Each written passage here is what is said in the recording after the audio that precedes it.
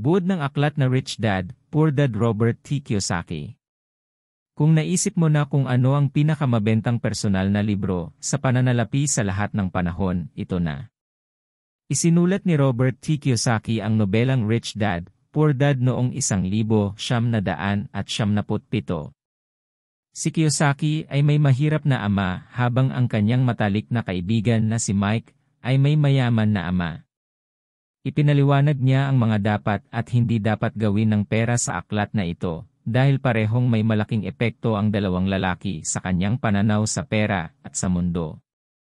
Ang posibilidad na maging mayaman ay umaasa sa pagkakaroon ng mahusay na sweldong posisyon ay isang pantasya, at ito talaga ang kabaligtaran. Ang paglaya mula sa isang trabaho kung saan kumikita ka ng pera para sa ibang tao ay ang tanging paraan upang makawala sa gitnang uri at tungo sa mataas na uri.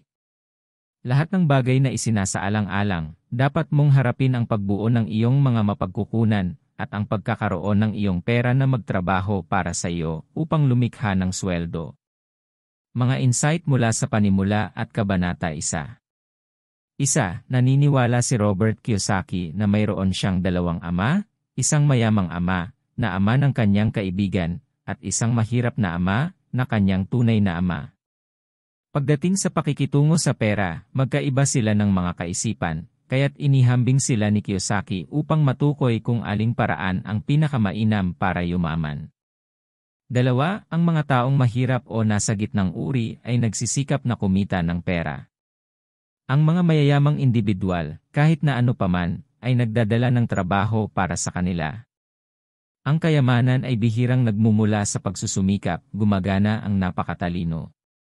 3. Noong bata pa si Kiyosaki, nag-aral siya kasama ang mayayamang tao. Gayunpaman, dahil siya ay mahirap, hindi siya naimbitahan sa kanilang mga tahanan o sa mga bakasyon. Siya at ang kanyang kaibigan na si Mike ay nagpasya na gusto nilang matuto kung paano kumita ng pera at hiniling sa mayamang ama ni Mike na turuan sila. 4. Iminungkahi ng kanilang mayamang ama na magtrabaho sila ng 3 oras sa isang linggo para sa kanya sa halagang 10 sentimo kada oras.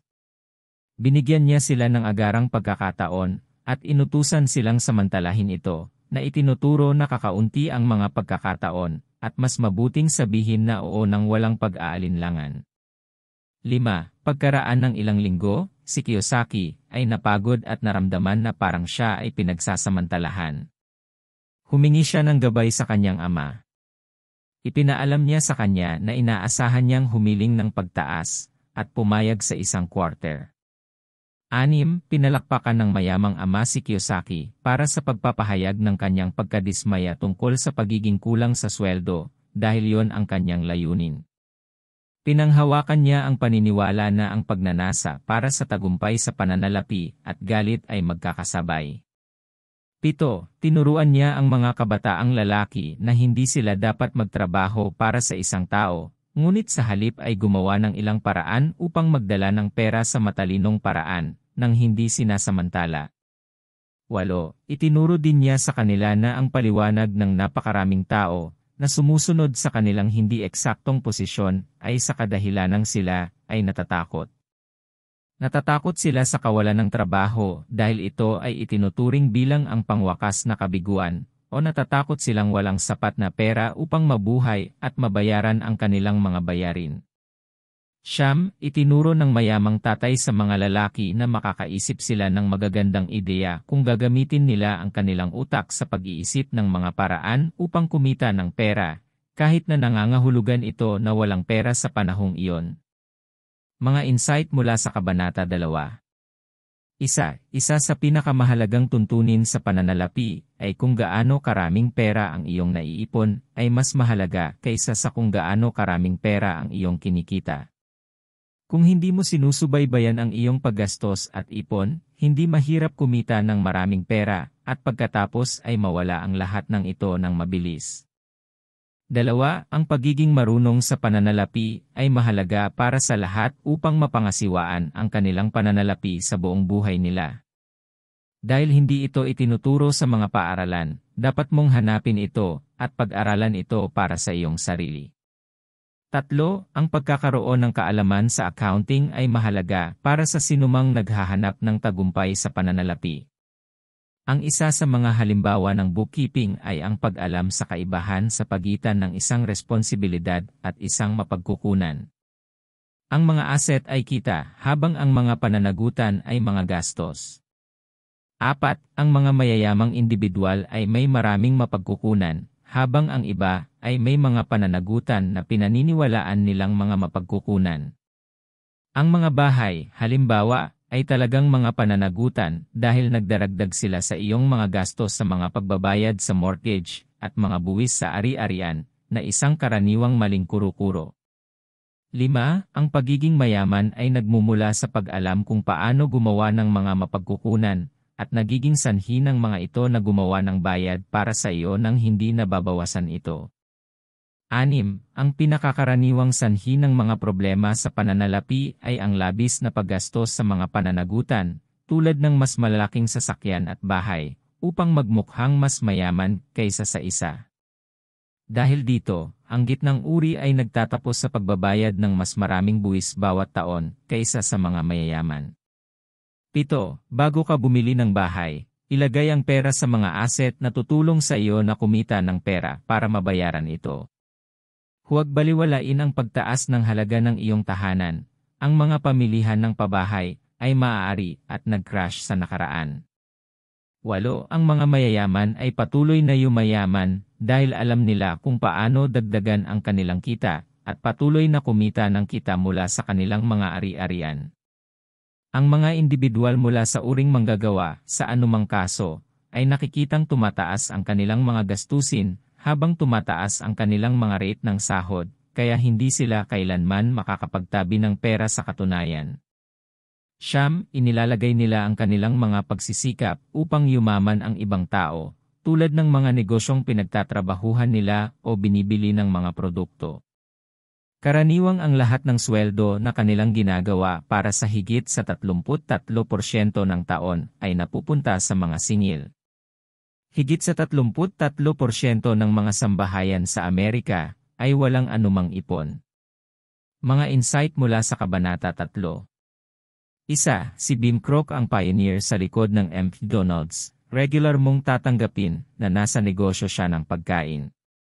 Sa anumang kaso, noong siya ay tumutugon sa isang klase ng MBA at ipaalam sa kanila na ang kanyang negosyo ay nasa lupa. Ang McDonald's ay kasalukuyang nagmamay-ari ng pinakamaraming real estate sa mundo bilang resulta nito. 2. Dapat kang magkaroon ng sarili mong kumpanya. Kapag tinanong tungkol sa iyong negosyo, dapat mong sabihin ang isang bagay na pagmamay-ari mo, hindi isang trabaho kung saan ka nagtatrabaho para sa ibang tao. 3. Hindi ka dapat umasa sa ibang tao para sa iyong kaligtasan, at hindi ka dapat mag-overwork sa iyong sarili sa pamamagitan ng paggawa ng dagdag na oras at pagkuha sa pangalawang trabaho sa pag-asang makakuha ng mga promosyon at bonus. Hindi mo na kailangang umasa sa isang trabaho para sa pinansyal na seguridad kung magtatayo ka ng mga asset sa iyong pinansyal na pundasyon. 4. Dapat mong subukang bawasan ang iyong mga gastos hanggat maaari, subukang bawasan ang iyong mga pananagutan hanggat maaari, at maingat na bumuo ng mga asset na matibay at pangmatagalan. Hindi mo gustong palaging magbayad para sa pagbebenta ng mga panandaliang asset, dahil ang pagbebenta ng iyong mga asset ay nabubuwisan. 5. Ipakita sa iyong mga anak o sinumang mahalaga sa iyo, na dapat nilang ilagay ang kanilang mga pangangailangan sa pagbuo ng mga mapagkukunan kumpara sa paghahanap ng buong araw na magpapanatili sa kanila ng pera na lumalaban magpakailanman. 6. Marahil ang pinakamahusay na mapagkukunan ay mga stock, bono, at lupa.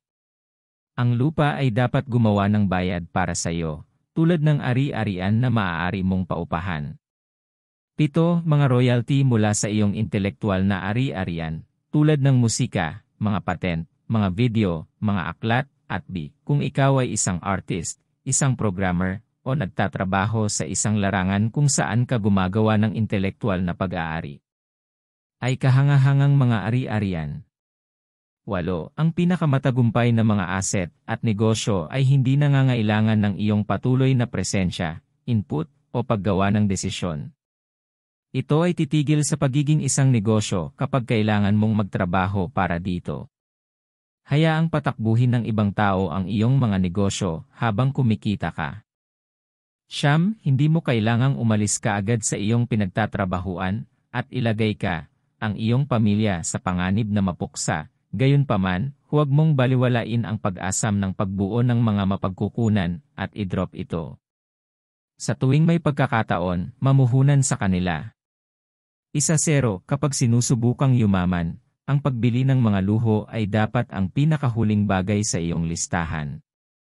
Mas gugustuhin mong hindi mahulog sa obligasyon dahil kailangan mong ipalagay sa iba na ikaw ay mayaman. Una, ilagay ang iyong pera sa mga asset upang komportable kang makabili ng mga luho. Mga insight mula sa Kabanata 4. 1. Madalas iniisip ng mga mahihirap na sila ay may karapatan sa pera ng mga mayayaman dahil ang mga mayayaman ay hindi nagbabayad ng buwis. Dahil matalino at nakakahanap ng butas, hindi nagbabayad ng buwis ang mayayaman. Karamihan sa mga buwis ay binabayaran ng middle class. 2. Noong 1913, opisyal na ipinatupad ng Estados Unidos ang buwis sa kita.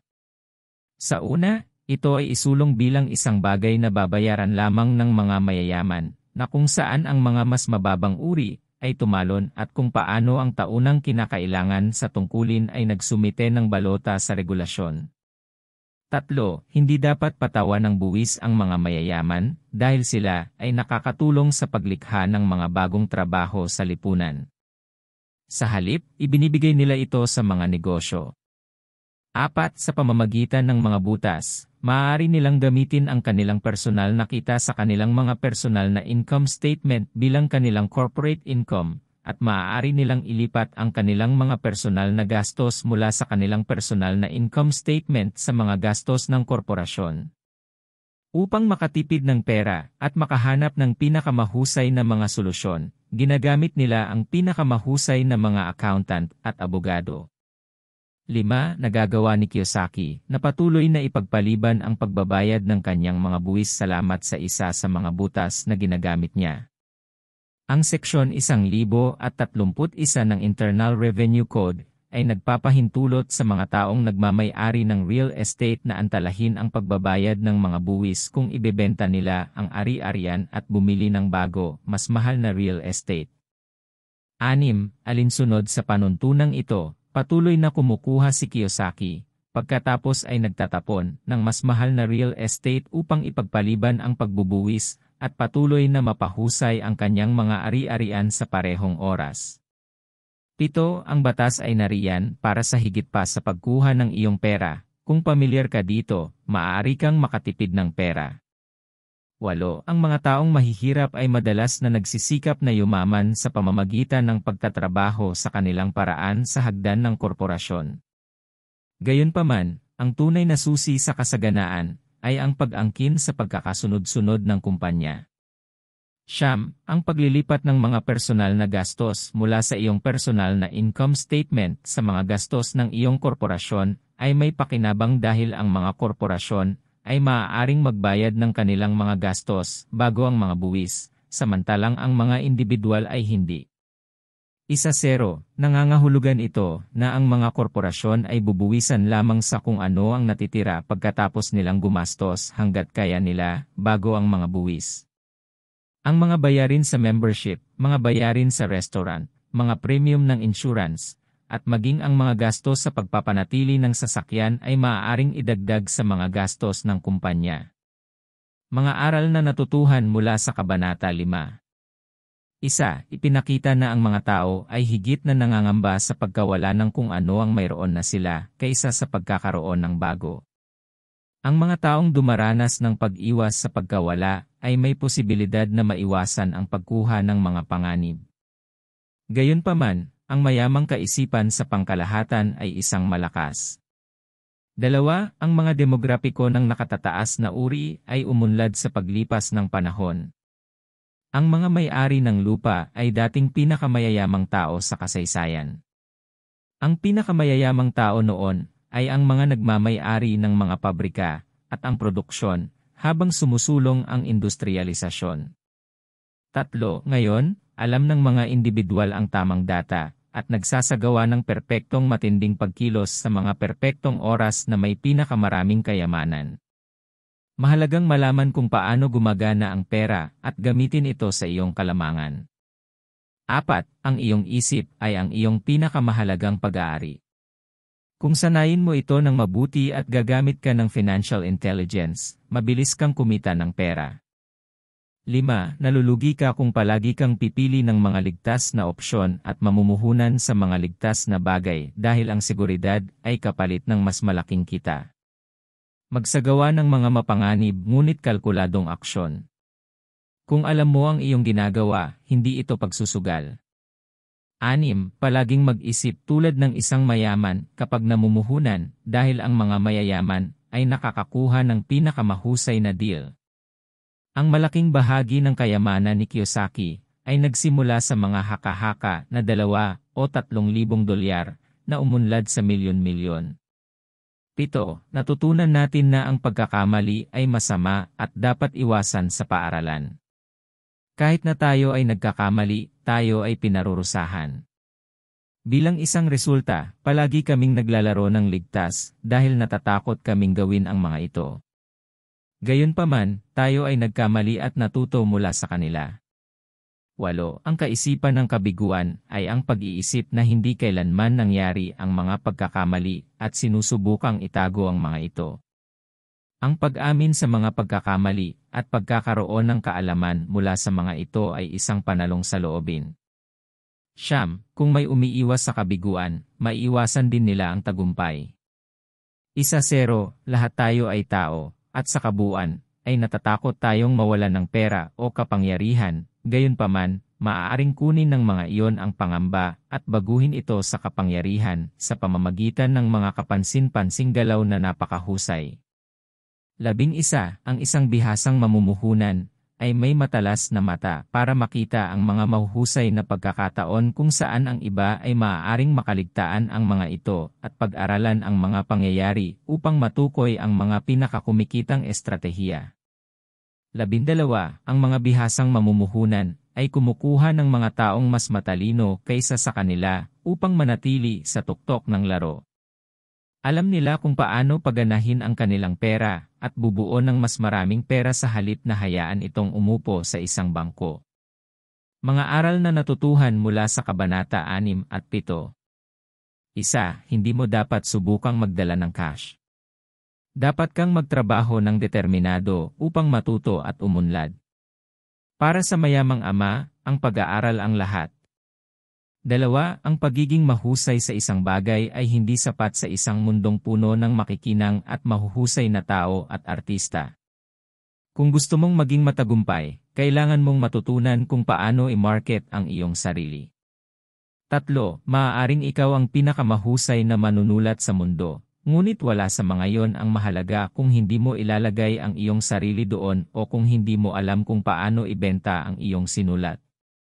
4. Minsan, nakipagpulong si Kiyosaki sa isang hindi kapanipaniwalang kolumnistang sanaysay at kailangan niyang maging isang smash hit na manunulat. Na-offend siya nang payuhan siya nito na mag-enroll sa isang sales course. Ang sinumang naniniwala na sila ay higit sa pagbebenta ng kanilang trabaho ay mabibigo. 5. Maaaring makamit ang tagumpay sa pamamagitan ng pagpapahusay ng anumang kasanayang itinakda gamit ang marketing at financial intelligence. 6. You should know a little bit about a lot was one of the rich dad's mottos. Kung mas marami kang natututunan, mas magagamit mo ito para umasenso sa pananalapi at personal. 7. Huwag pumunta sa kolehiyo upang maging isang espesyalista sa isang partikular na larangan at manatili dito sa buong buhay mo. Pumunta sa pananaw ng pag-alam tungkol sa isang pangkalahatang punto o kadalubhasaan. Sa katulad na paraan, piliin ang posisyon na nagtuturo sa iyo ng higit kaysa sa isa na nagbabayad ng pinakamaraming. 8. Huwag mabuhay ng sweldo sa sweldo, laging tumingin sa hinaharap. Isaalang-alang ang pagtigil sa iyong trabaho kung ito ay humahadlang sa iyong pag-aaral at pagpapalago ng iyong mga ari-arian upang makapagtatag ka ng isang matatag na kita kahit na pagkatapos mong magretiro. Siyam, bago gumastos ng pera sa pag-advertise ng isang produkto o pamumuhunan ng mga mapagkukunan sa pagpapabuti nito, mag-enroll sa mga kursong nagtuturo sa iyo kung paano ito ibenta. Ang unang dalawa ay walang halaga kung wala ang huli. 1-0, ang iyong kita ay sa huli, ay tinutukoy ng iyong mga benta. Sa pagkakataong hindi mo maisip kung paano magbenta, hindi ka gagawa ng pambihirang sahod. Ang iyong tagumpay ay direktang nakasalalay sa kung gaano kakahusay magbenta.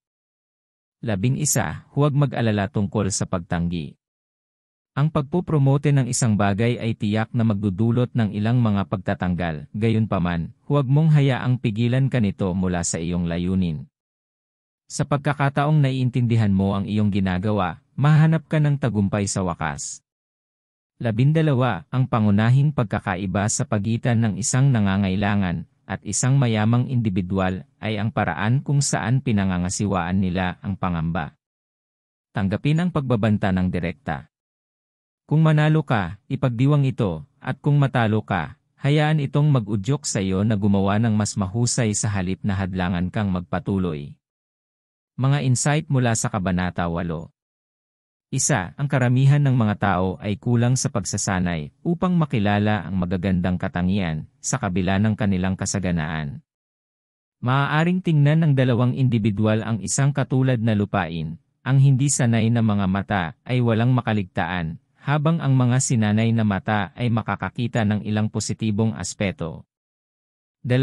Humanap ng dahilan na mas malaki kaysa sa iyong kasalukuyang katotohanan upang mapaunlad ang iyong mga kakayahan na bigay ng Diyos. Isang kabataang babae na gustong sumabak sa Olympics ay lumangoy ng 3 oras araw-araw at nagsikap sa paaralan upang makakuha ng magagandang marka. Sinabi niya na ginawa niya ito para sa kanyang ikabubuti at para sa mga taong kanyang sinasamba. 3. Maaari kang pumili kung mayaman o mahirap. Sa bawat dolyar na nakukuha mo, gawin ang desisyong iyon araw-araw. Gayon din, siguraduhing ituro ang iyong mga anak kung paano pamahalaan ang iyong mga minanang ari-arian. Kung hindi mo gagawin, ang iyong kayamanan ay maglalaho sa isang henerasyon. Turuan sila ng mga epektibong diskarte sa pamumuhunan. 4. Makipagkaibigan sa mga taong pinili mong mabuti. Huwag piliin ang mga ito batay sa kung magkano ang kanilang kinikita. Piliin ang mga individual na interesado sa pera. Madalas na sinasabi ng mga mayayaman na hindi sila tinatanong ng kanilang mga mahihirap na kaibigan kung paano sila yumaman, ngunit palagi silang humihingi ng trabaho o pautang. 5. Palaging pag-aralan ang mga paksang gusto mo. Bilang resulta, ang pagtatrabaho para sa pera ay hindi man lang parang trabaho.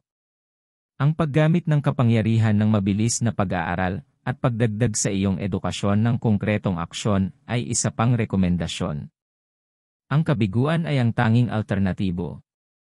6. Ang pagpipigil sa sarili ay mahalaga sa pakikitungo sa iyong kayamanan. Gagamitin ka ng mga tao at itulak ka sa buhay nang wala ito. Bilang karagdagan, unahin ang iyong sariling mga pangangailangan. Ang pera na iyon ay maaaring gamitin upang bumili ng mga ari-arian at magbayad ng iyong mga bayarin na nag-iiwan sa iyo ng kita. 7. Upang bayaran muna ang iyong sarili, bawasan ang iyong mga gastos, at huwag ipasok ang iyong reserbang pondo. Subukan ang mga bagong paraan upang kumita ng pera kapag nasa ilalim ng pressure.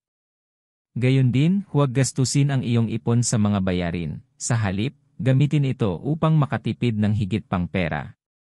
8. Magbayad ng patas sa iyong mga eksperto at magkaroon ng mga bookkeeper at tagapamagitan dahil magdadala sila sa iyo ng mas maraming pera. Lumikha ng isang lupon ng mga direktor na binubuo ng mas matalinong mga tao kaysa sa iyo. Ang pagkakaroon ng mga ito sa iyong panig ay mahalaga. Mga piraso ng kaalaman mula sa Kabanata 9. 1. Kung sakaling hindi gumagana ang iyong ginagawa, huminto sa paggawa nito at subukang maghanap ng isang tunay na bagong bagay. Maghanap ng mga nobela na kaisipan sa pamamagitan ng pagbabasa ng mga libro sa mga paksang interesado ka. Ang pinakaepektibong paraan sa mga aklat na may tahasang mga resep ay isang pambihirang paraan para sa pagsubaybay sa mga groundbreaking na kaisipan at mga bagong bagay na dapat gawin. 2. Maghanap ng isang taong nagawa na ang gusto mong gawin noon at magaling dito. Subukang matuto hanggat maaari mula sa kanila sa pamamagitan ng pag-uusap at pagmamasid. Kunin ang kanilang feedback at kumita mula sa paraan kung paano nila iniisip at gagawin ang gusto mong gawin. 3. Kumpletuhin ang pagbabasa at dumalo sa mga klase at seminar. Magsikap na dumalo sa libre o murang mga klase na makikita mo online kung gusto mong palawakin ang iyong kaalaman. 4. Gumawa ng maraming alok. Sa real estate, gumawa ng mga alok sa lahat ng mga ari-arian na gusto mo at hayaan ang ahente na gumawa ng panghuling desisyon.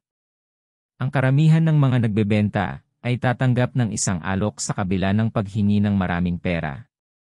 5. Minsan sa isang buwan, magmaneho o maglakad ng 10 minuto patungo sa isang bagong lugar.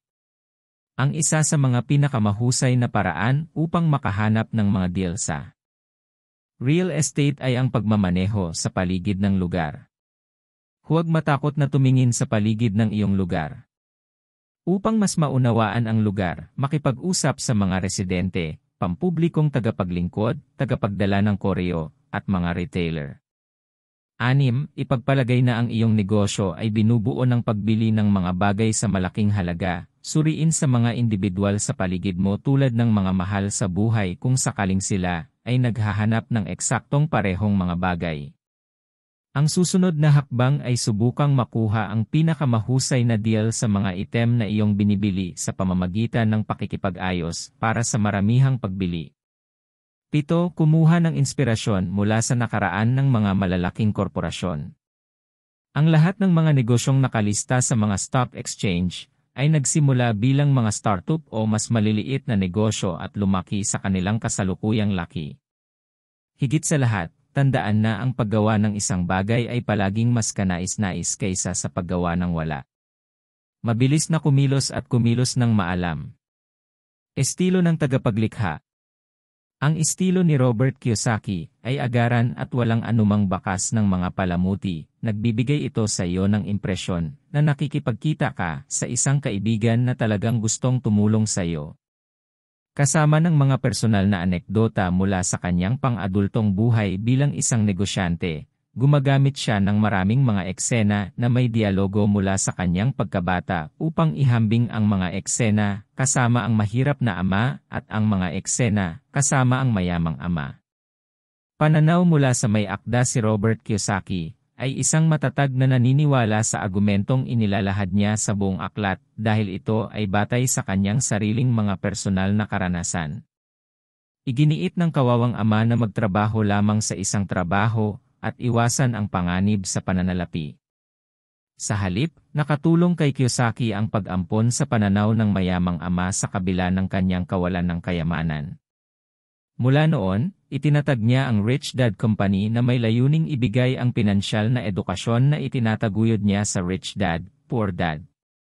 Tumulong din siya sa paggawa ng mga laro sa programming na nilayon upang turuan ang mga individual tungkol sa negosyo at pera.